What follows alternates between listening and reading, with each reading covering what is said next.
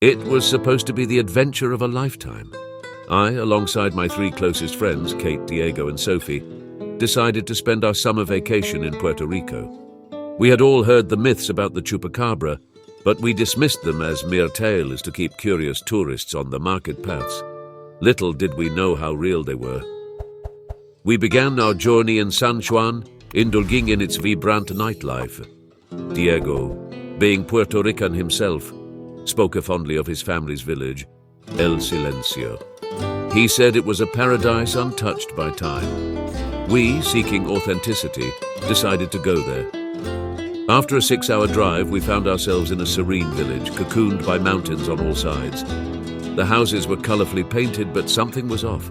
The streets were empty.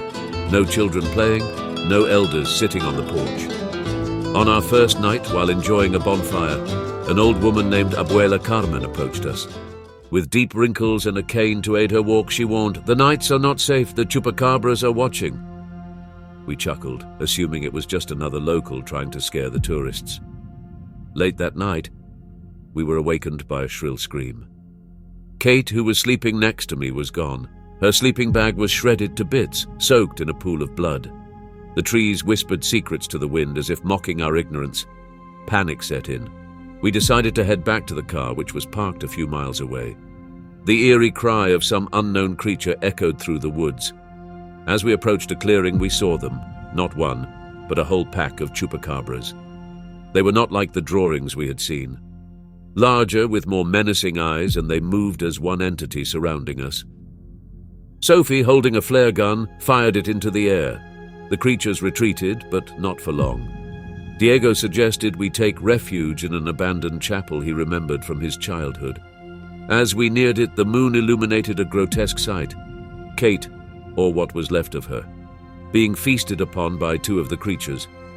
Sophie fainted, and I felt bile rise in my throat.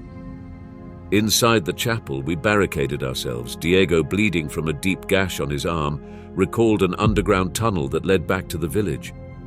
But accessing it meant one of us had to act as bait.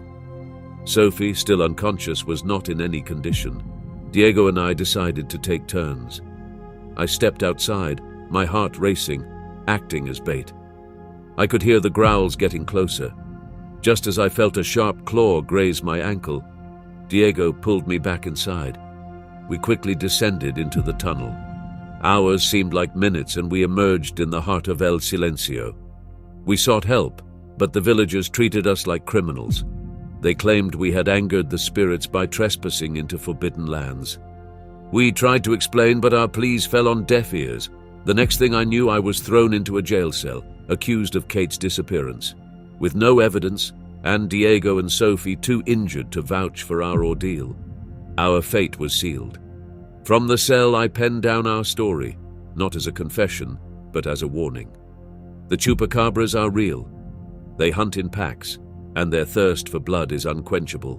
If you ever find yourself in Puerto Rico, tread carefully. And if you hear the old tales of El Silencio, know that some legends are best left undisturbed.